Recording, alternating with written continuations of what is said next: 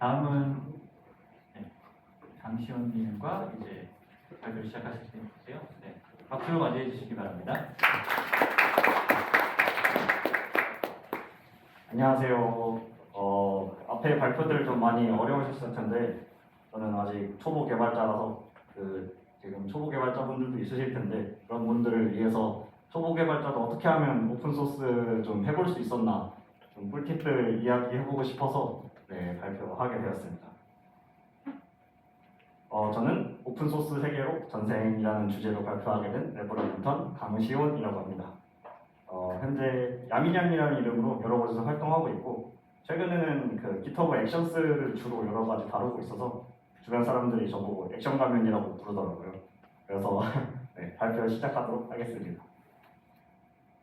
저는 아직 굉장히 실력이 부족하고 현재 레버럴에서 근무하고 있는데 일들도 굉장히 저희 어렵게 느껴지는 초보 주니어 개발자입니다.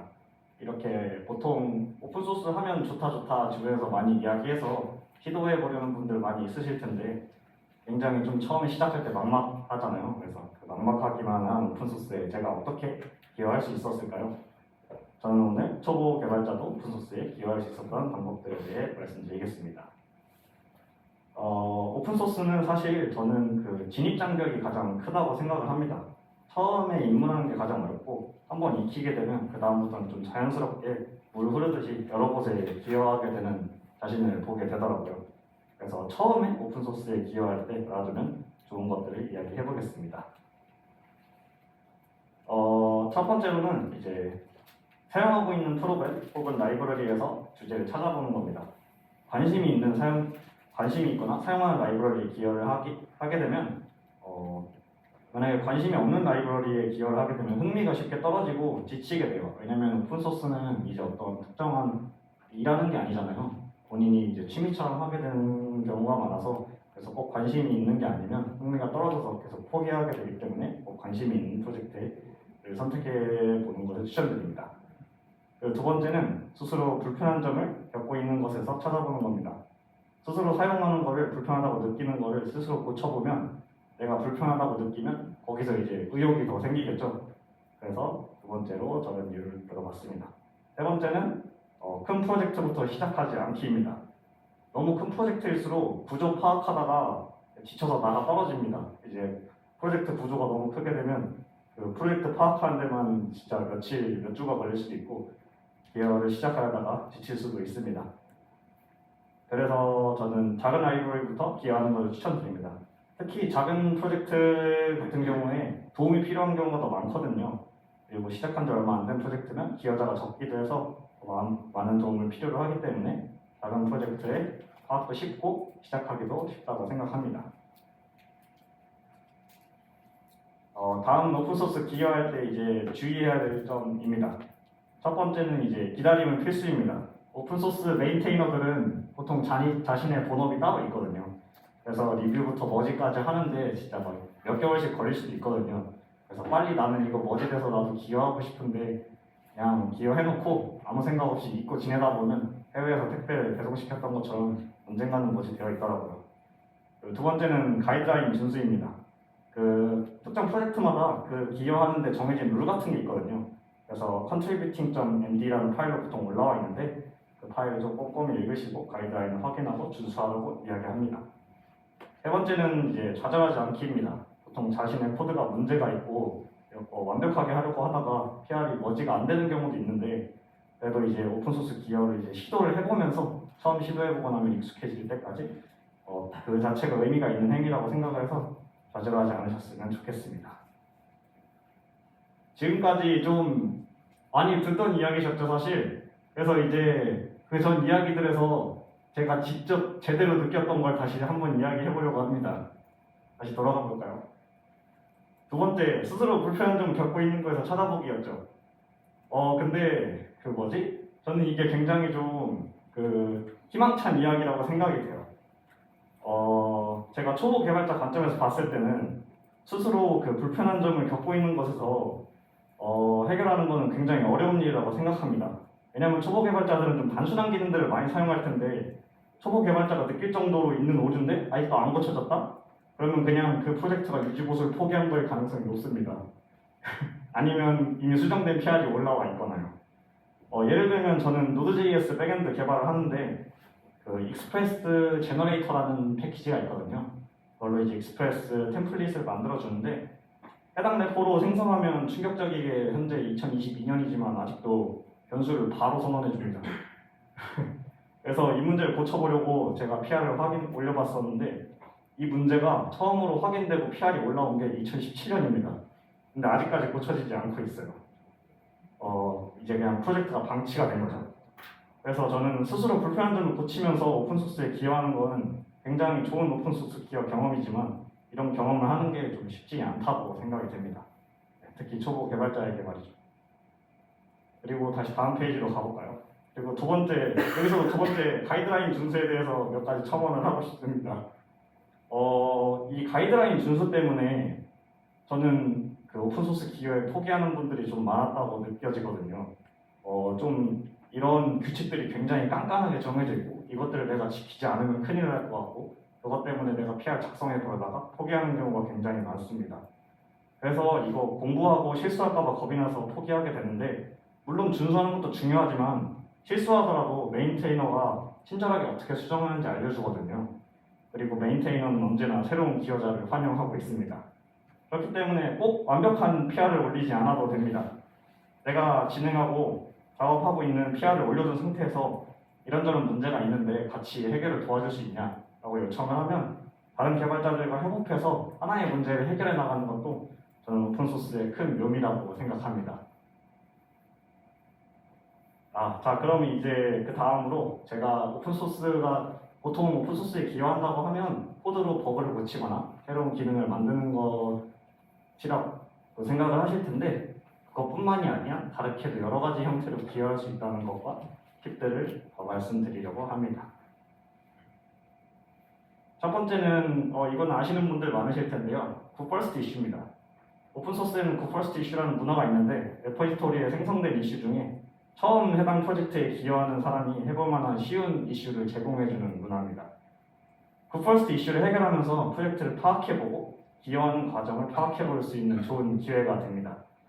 그리고 이게 또 다른 오픈소스를 입문할 때 큰 레포를 선택하지 말라고 하는 이유 중에 하나입니다. 아까 말씀드린 것처럼 프로젝트가 안정된 큰 레포에서는 이미 해결하기 쉬운 문제들은 다 해결된 경우가 많이 있어요. 그리고 기여자도 많기 때문에 굿퍼스트 이슈가 올라오면 진짜 누군가 바로 채갑니다. 그래서 자기가 그 이슈를 담당하기 쉽지 않고요. 그래서 본인이 담당해보고 싶은 이슈가 있다면 정말 부끄러워하지 않고 GitHub에 코멘트 그냥 언제든지 남겨도 좋습니다. 그래서 바로 코멘트를 남겨서 내가 이 이슈를 낚아챌 수 있는 기회를 잡아가시는 게 좋습니다. 그리고 오픈소스 굉장히 깐깐한 분들이 관리하실 것 같지만 이제 수많은 기여자들을 상대해본 메인테이너들은 생각보다 굉장히 친절하게 대해주시더라고요. 두 번째는 이제 코드만이 기여가 꼭 아니라는 이야기를 하고 싶었습니다. 오픈소스에 기여하려면 엄청난 코드를 작성해야 될 것 같은데 꼭 그렇지만도 않습니다. 문서화나 번역에 기여할 수도 있고 테스팅에 기여할 수도 있습니다. 이 사진은 뭐냐면 매년 10월마다 전 세계적으로 열리는 오픈소스 행사인 헥토버페스트 2022 페이지인데요. 올해에는 로우코드, 노코드 참여를 공식적으로 굉장히 강조하고 있습니다. 저는 그래서 저도 이번 행사에 참여를 했었는데 저는 그 많은 분들이 보셨을 것 같은 디벨로퍼 로드맵이라는 레포지토리가 있거든요. 거기에서 코드 없이 Node.js에 관련된 정보들을 추가하는 걸로 해당 행사에 참여를 했었습니다. 실제로 GitHub에 이게 스타 많은 순으로 정렬된 랭킹이거든요. 보면 개발 프로젝트보다 정보 공유를 위한 레포들도 많이 있습니다.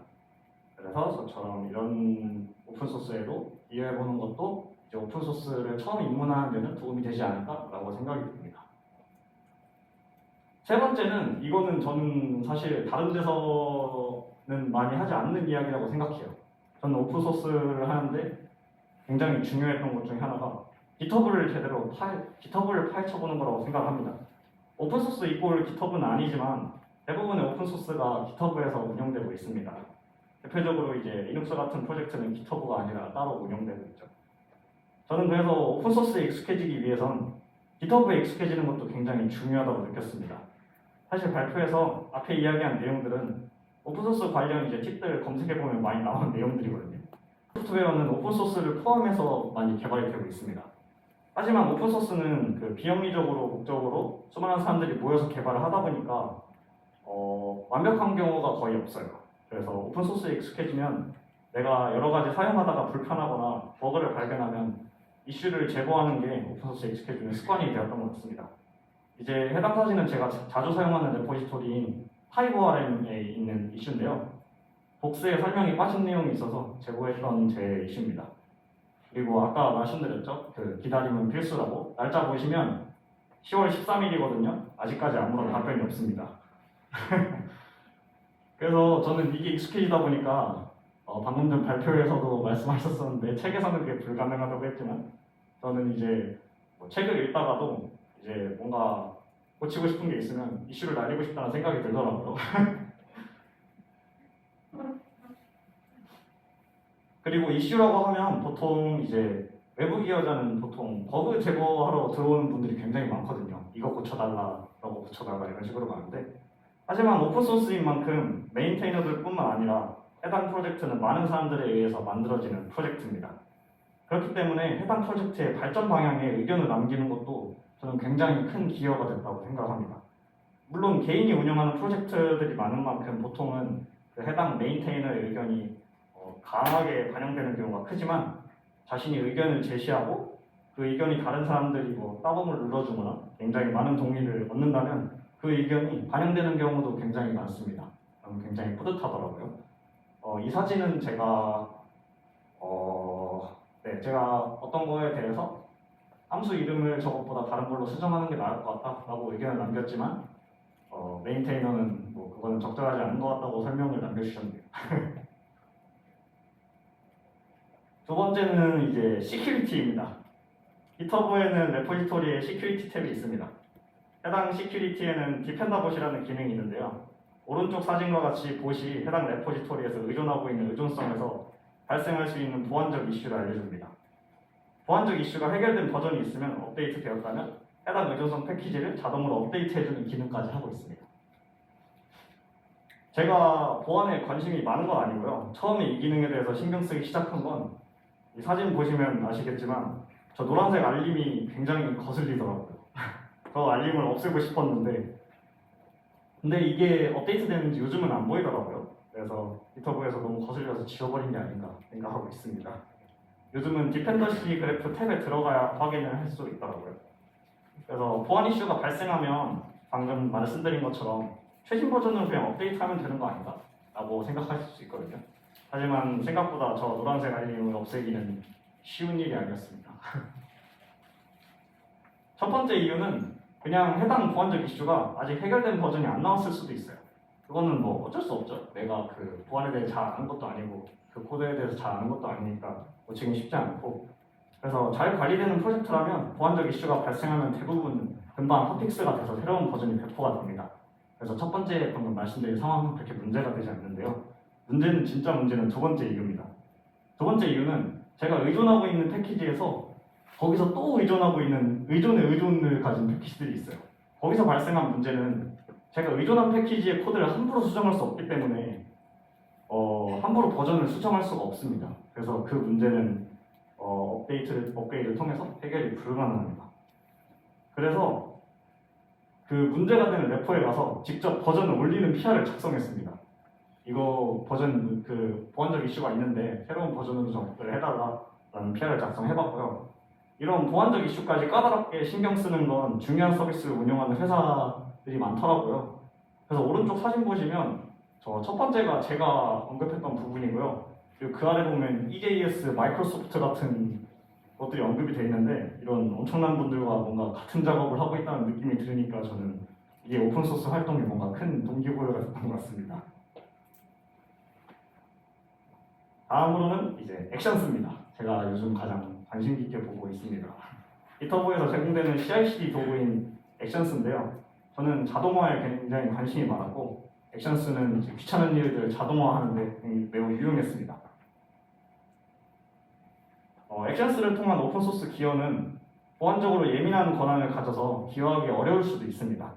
하지만 액션스를 기여한 액션스 기여를 통한 장점은 프로젝트가 파이썬으로 만들어졌든 자바스크립트로 만들어졌든 공통적으로 필요한 경우가 많기 때문에 언어에 종속적이지 않게 수많은 프로젝트에 기여할 수 있는 게 장점이라고 생각합니다. 그래서 저는 GitHub을 파헤치는 게 중요하다고 아까 말씀드렸죠. 그래서 GitHub 여러 가지 기능을 막 사용하다 보니까 이제 땅을 파헤치다 보면 중간에 돌멩이들이 하나씩 걸리죠. 그래서 귀찮게 하는 부분들이 있는데 제가 GitHub을 사용했던 불편했던 점은 라벨과 관련된 기능이었어요.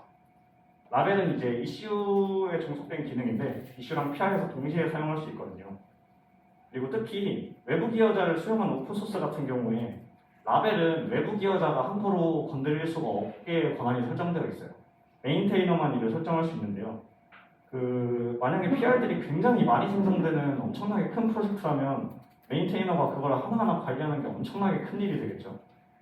그래서 저는 이슈에 달아뒀던 라벨들을 해당 이슈를 해결한 PR을 작성했을 때 그 이슈에 달려있는 라벨들을 똑같이 PR에도 달아주는 오토라벨인 이슈라는 액션을 개발을 했었습니다. 한 레포에 기여하는 게 아닌 모든 GitHub 레포지토리에서 활용될 수 있는 걸 개발했다고 생각하니까 뭔가 엄청나게 큰 오픈소스 생태계에 많은 도움이 될 거라는 생각이 들더라고요. 근데 아직 유명하지 않아서 많은 사람들이 사용을 안 하고 있는데 그래서 여러분들 사용해달라고 오른쪽에 QR코드 링크도 넣어봤습니다. 이렇게 그동안 접해왔던 프로젝트 개발에 참여를 통한 오픈소스 기여뿐만 아니라 여러 가지 이제 프로젝트 코드가 아닌 다른 방법으로도 오픈소스에 기여할 수 있음을 얘기했습니다. 그리고 저는 그 다음 단계로 해야 할 일은 오픈소스가 이제 어려운 이유 중에 첫 번째가 진입장벽이 있는 거라고 했죠. 그래서 그 진입장벽의 벽을 좀 더 낮춰주는 거라고 생각을 했습니다. 오픈소스를 많은 사람들이 참여하게 할수록 오픈소스 생태계는 발전할 수 있다고 생각을 합니다. 그래서 오픈소스 어려워하는 분들에게 생태계에 참여할 수 있도록 하려고 생각을 했습니다. 첫 번째는 이제 제가 지금 발표하고 있는 것도 그런 행위의 하나의 일종이라고 생각합니다. 오픈소스에 사람들이 많은 관심을 가지게 하고 처음 하는 분들이 쉽게 어떻게 하면 할 수 있을지 좀 널리 알려보려고 하고 있습니다. 발표 중에 언급됐던 해크보 페스트나 아니면 오픈소스 컨트리뷰션 아카데미 같은 행사들이 이런 역할을 하고 있다고 저는 생각을 합니다. 이런 행사에 참가하게 되면 오픈소스에 이제 처음 들어오는 신입분들을 매우 친절하게 맞이해주기 위해 마중 나와 있는 고수분들이 많습니다. 이런 행사를 통해서 오픈소스에 입문해보는 건 큰 도움이 될 것이라고 생각합니다. 오픈소스를 주저하게 되는 가장 큰 이유가 어떻게 시작해야 되지? 뭘 해야 하지? 저는 이 두 가지가 가장 크다고 생각하는데 그 문제들을 특정 행사는 이제 단기간적인 목표가 있죠. 그 단기간적인 목표가 있고 노하우를 가진 선배들이 곁에 붙어있기 때문에 그 문제들을 조금이나마 해결해 준다고 생각합니다. 그리고 다음은 이제 제가 최근에 진행하고 있는 좀 프로젝트인데요. 제가 오픈소스에서 가장 의욕이 생겼던 부분은 성취감이었습니다. 최근에 GitHub에 업적 시스템 생겼는데 다들 봐보셨나요? 그 업적 시스템 이제 좀 안 좋게 보시는 분들도 많은데 저는 그런 소소한 성취감이 뭔가 저에게 큰 즐거움을 줬던 것 같습니다. 그래서 이런 성취감을 좀 더 증진시켜서 사람들이 더 활발하게 활동할 수 있도록 하고 싶었습니다. 사실은 보시면 그 GitHub의 활동들을 종합해서 점수를 내서 이제 티어를 매겨주는 서비스를 지금 만들어보고 있거든요. 그래서 보시면 제가 GitHub를 그동안 파헤치면서 얻었던 정보들을 바탕으로 GitHub에서 할 수 있는 활동들을 다음과 같은 수식으로 이제 점수화하고자 하고 있습니다. 최대한 여러 가지 활동들을 종합적으로 반영하려고 하고 있고요.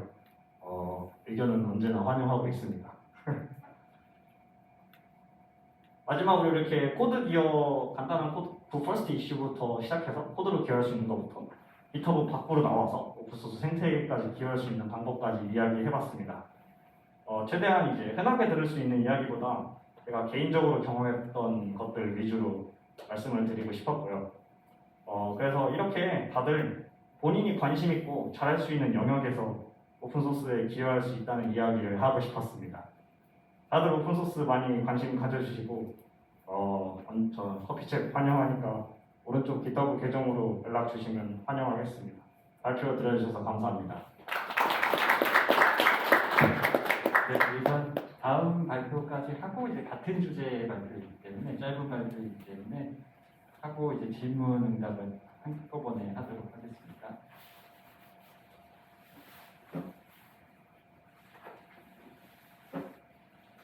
네, 상우님 준비되셨나요? 네, 준비됐습니다. 네, 그러면은 화면 전환.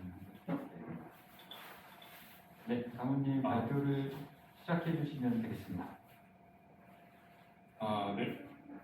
네, 안녕하십니까. 오픈소스 세계로 전쟁 두 번째 발표를 맡게 된 이상훈입니다. 먼저 제가 갑작스럽게 코로나 양성 판정을 받게 돼서 현장에서 발표를 하지 못하고 이렇게 온라인으로 발표를 진행하게 된 점 양해 말씀에 올립니다. 예, 저는 현재 레벨업에서 백엔드 개발자로 일하고 있고요. 하이콘 코리아 2022에서 처음 개발 관련 발표를 했었고 이번이 제게는 공식적으로 두 번째 개발자 컨퍼런스 발표가 되겠습니다. 네, 그 하이콘 코리아에서는 이런 Secure Alchemy 싱크 IO 관련된 발표를 했었습니다.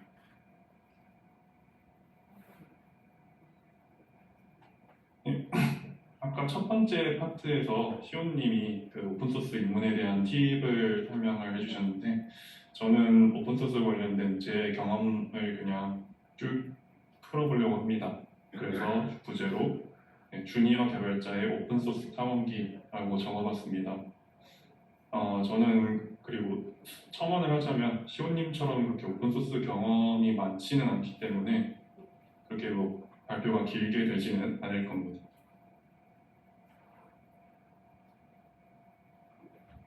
목차는 다음과 같습니다. 제가 오픈소스를 처음 알게 된 대학생 시절, 그리고 어쩌다가 알게 된 오픈소스 컨트리뷰턴, 그리고 일하다가 처음 쓰게 된 장고나 장고 레스 프레임워크 등등의 오픈소스 프로젝트들, 그리고 이런 오픈소스들을 제가 접해보면서 느꼈던 경험들, 감정들을 곱씹어보기 이렇게 진행되겠습니다.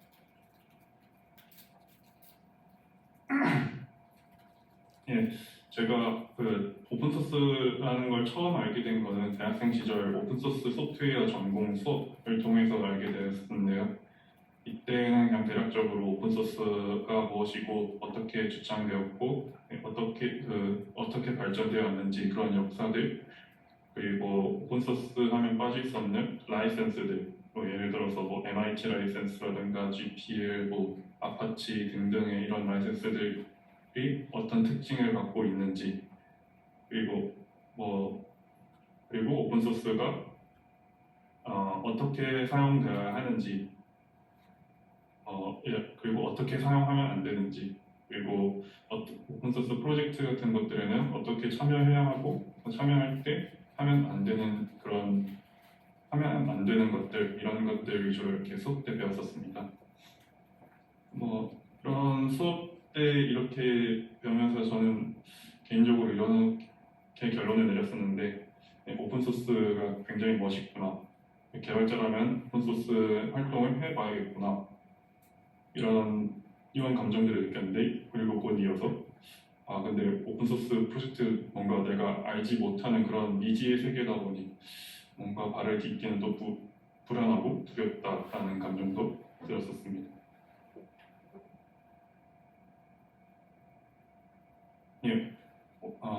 그리고 제가 그 오픈소스 수업을 들으면서 우연히 알게 된 그 친구 덕분에 오픈소스 컨트리뷰톤이라는 것을 알게 되었는데요. 이 오픈소스 컨트리뷰톤이라는 것도 아까 시온님이 이렇게 말씀해 주셨던 그런 오픈소스 참여 프로젝트의 한 종류인데요. 일단 처음에 제가 2020년에 오픈소스 컨트리뷰턴 멘티를 신청을 했었습니다. 그때는 근데 어떤 프로젝트를 신청했는지 기억은 안 나는데 실패를 했고 받아들여지진 않았고, 두 번째로 2021년에 오픈소스 컨트리뷰턴을 멘티를 신청했었는데 그때 백엔드.ai 프로젝트 멘티를 신청했었고 그때 성공을 했었습니다. 아래와 같이 이렇게 축하 메일이 오면서 백엔드 AI 프로젝트에 이제 함께 하게 되실 겁니다 라는 메일을 받았을 때 굉장히 기분이 좋았었습니다.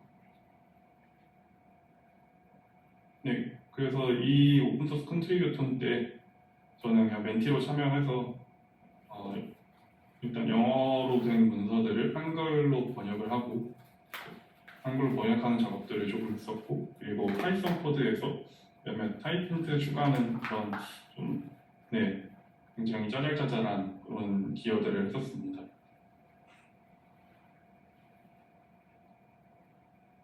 네, 그리고 세 번째로는 오픈소스 컨트리뷰션 아카데미 2022년 그리고 올해 했었던 프로젝트인데요. 올해부터는 컨트리뷰톤이 아니라 컨트리뷰션 아카데미로 이름이 좀 바뀌었습니다.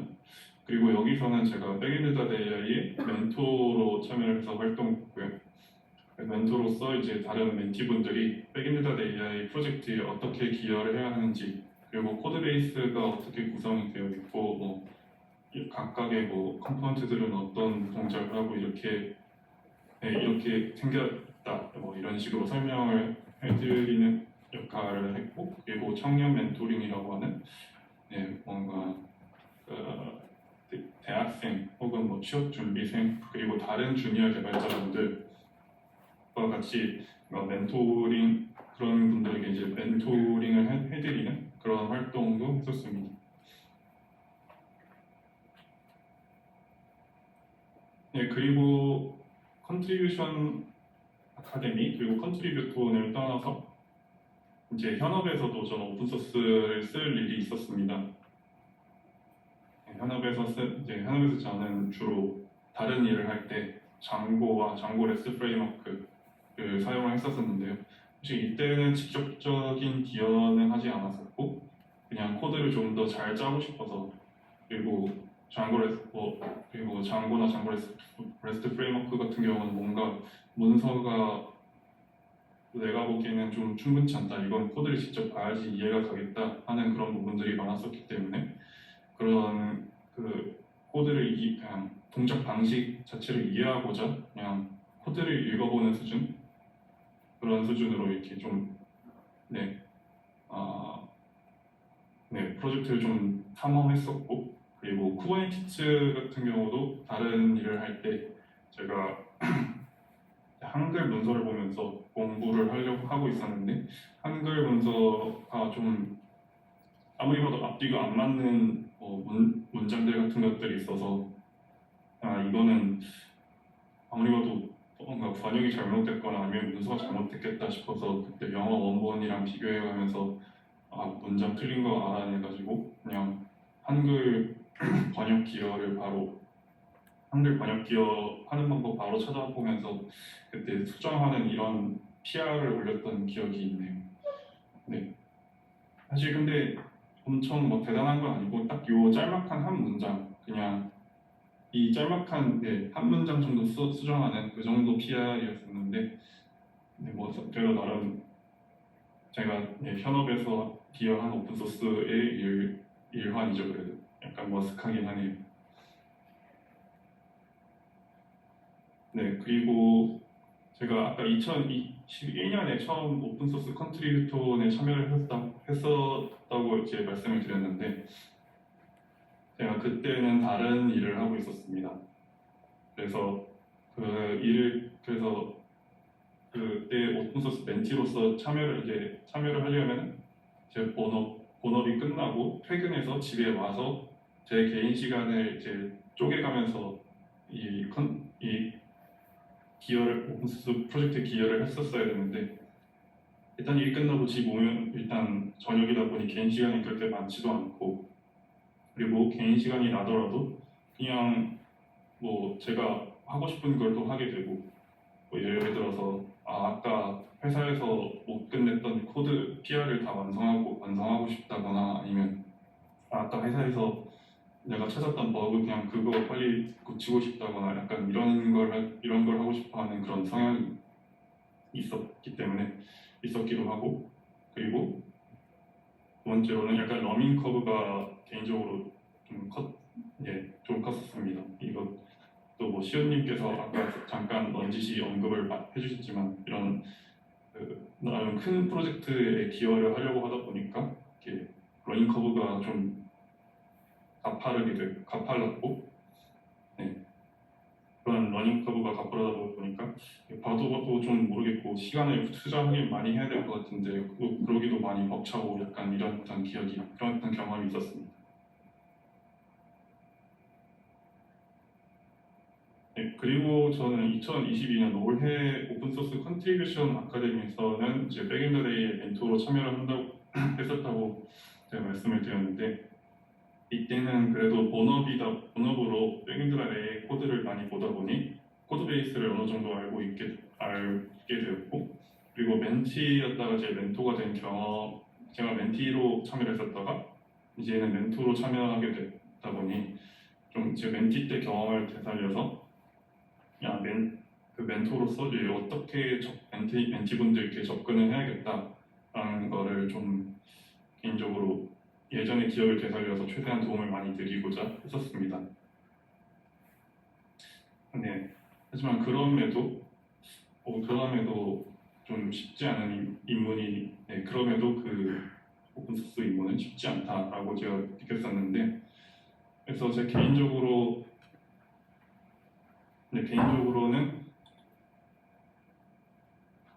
이제 여러 가지 오픈소스들을 제가 그래도 뭐 많지는 않지만 제가 겪어본 경험들을 바탕으로 왜 이렇게 입문하기 어려웠을까를 이렇게 되짚어 보면 일단은 방금도 말씀드렸지만 이제 일단 러닝 커브가 있죠. 그 러닝 커브가 좀 저는 그리고 이 러닝 커브가 중요한 게 이 학습과 흥미도가 서로 선순환 구조를 이 아래의 그림처럼 선순환 구조를 이루어야지 저는 굉장히 좋은 형태라고 생각을 하는데 근데 만약 학습 곡선이 이렇게 가파르다 보면 배우기도 힘들고 잘 배우기도 힘들다 보니 그 흥미를 얻기도 또 힘들어지고 흥미가 없다 보니 또 다시 배우기도 힘들어지는 그런 현상이 벌어지는 게 아닌가라는 생각이 들었습니다. 그래서 적당히 배울 수 있으면 흥미도 금방 붙일 수 있는데 그런 게 잘 되지 않았다. 그런 게 좀 아쉽다라고 좀 개인적으로 느꼈습니다. 그리고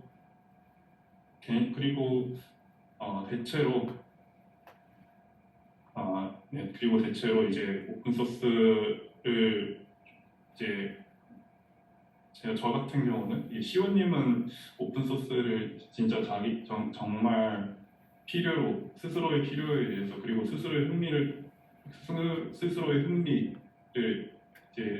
느껴서 이렇게 찾아다니시는 경우가 있었지만 저 같은 경우는 오픈소스를 시도하게 되는 그런 상황들이 대체로 그냥 일하다가 필요한 걸 찾다가 그냥 정말 현업에 관련된 그런 프로젝트들을 이렇게 찾아보다가 이런 오픈소스들을 접하게 된 경우가 많았었는데 예를 들어서 제가 아까 말씀드렸던 장고라든가 쿠버네티스라든가 아니면 CQ 알케미라든가 뭐 이런 류의 오픈소스 프로젝트들을 좀 많이 집중적으로 찾아봤었는데 나는 왜 그렇게 집중적으로 찾아볼 수 있었을까? 그래도 나름 되짚어보면 다 제 본업이랑 연관이 되어 있었기 때문에 라는 이게 개인적인 결론을 내렸습니다.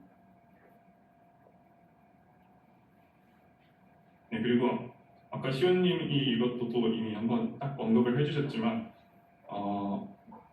지금 오픈소스 입문을 하려고 하면은 제 기억에도 뭔가 작은 오픈소스 프로젝트들이 좀 확실히 입문하기 쉽고 뭔가 바로바로 기여할 수 있는 것도 많이 있고 그리고 코드베이스가 일단은 대체로 좀 그렇게 크진 않기 때문에 내가 커버해야 되는 범위가 좀 더 줄어든다는 그런 부담감이 줄어드는 그런 장점이 있습니다.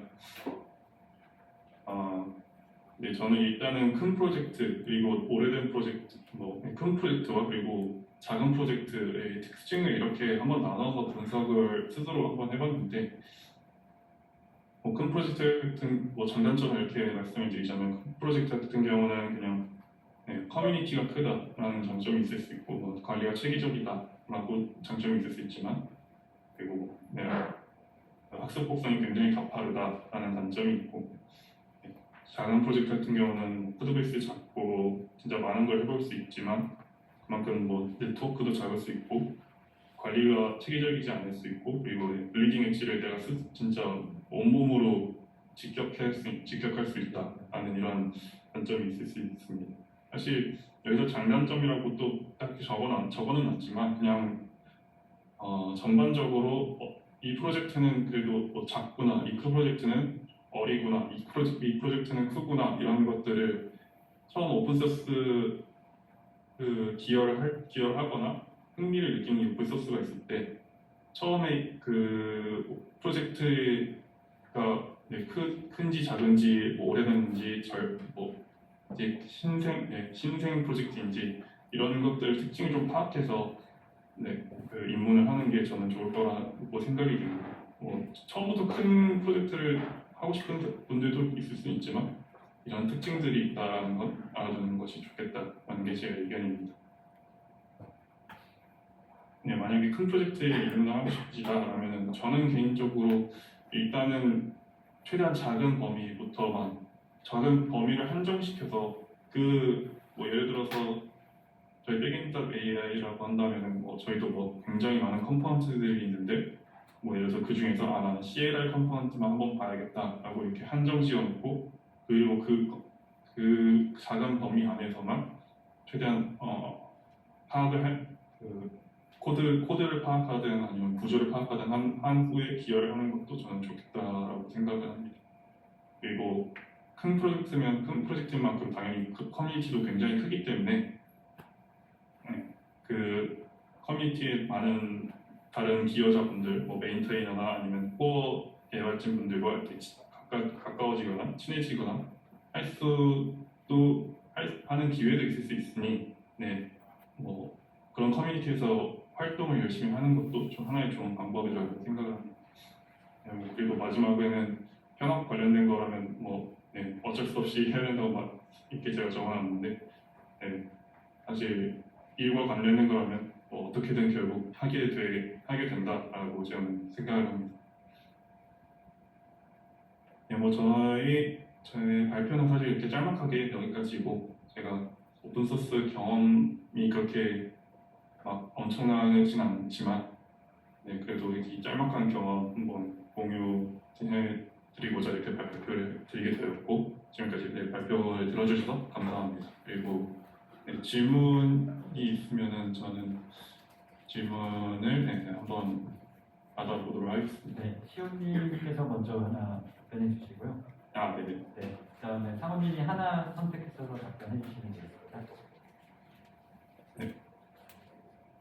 저는 그 예원님이 질문해주신 질문에 대해 답변을 해볼 건데요. 상무님이 발표에서 말씀해주신 것처럼 개인 시간을 투입해서 오픈소스에 기여한다는 게 쉽지 않은데, 시온님은 어떤 걸 계기로 오픈소스 기여에 입문해서 지금까지 꾸준히 이어오실 수 있으셨나요? 발표에서 이미 말씀하셨던 성취감을 제외하고 다른 이유가 있으실까요? 저는 이게 지금 제가 레벨업에서 일을 하면서 가장 장점이라고 생각하고 있는 부분입니다. 저희 회사 제품인 백엔드 AI 자체가 오픈소스이기도 하고요. 그래서 제가 아까 개발했다고 한 오토라벨링 이슈라는 프로젝트도 회사에서 저희 프로젝트에 먼저 적용을 해보기 위해서 만든 거였거든요. 그리고 그거를 회사 프로젝트에 적용할 수 있지만 다른 프로젝트에도 적용할 수 있는 좀 범용적인 형태로 개발을 한 거죠.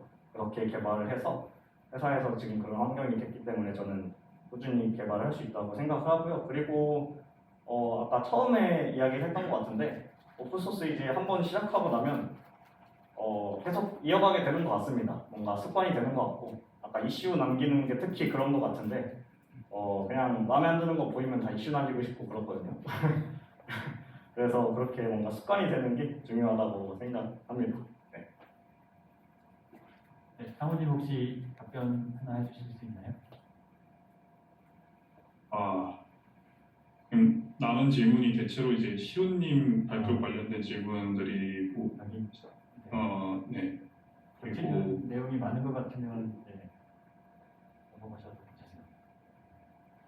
괜찮습니다. 네, 사실 저도 지금 조은님이 뭔가 오픈소스 프로젝트로서의 보안이나 이런 보안이나 민감한 이슈 관련된 질문을 해주셨는데 사실 저는 주니어 개발자기도 하고 해서 아직 그렇게 막 정확하게 알지 못하지만 제가 아는 선에서 일단 답변을 드리자면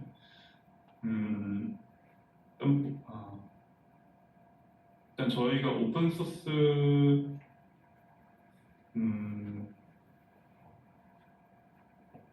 이거는 네, 뭐 제가 일단 뭔가 이렇게 바로 답변을 드리면 또 네, 제가 뭔가 바로 답변을 드리기는 또 약간 어려운 질문인 것 같습니다. 그 알겠습니다. 외에 그 외의 질문은 제 발표 관련이 아니라서 전 넘어가도록 하겠습니다. 발표해 주신 두 분 감사드립니다. 네, 박수.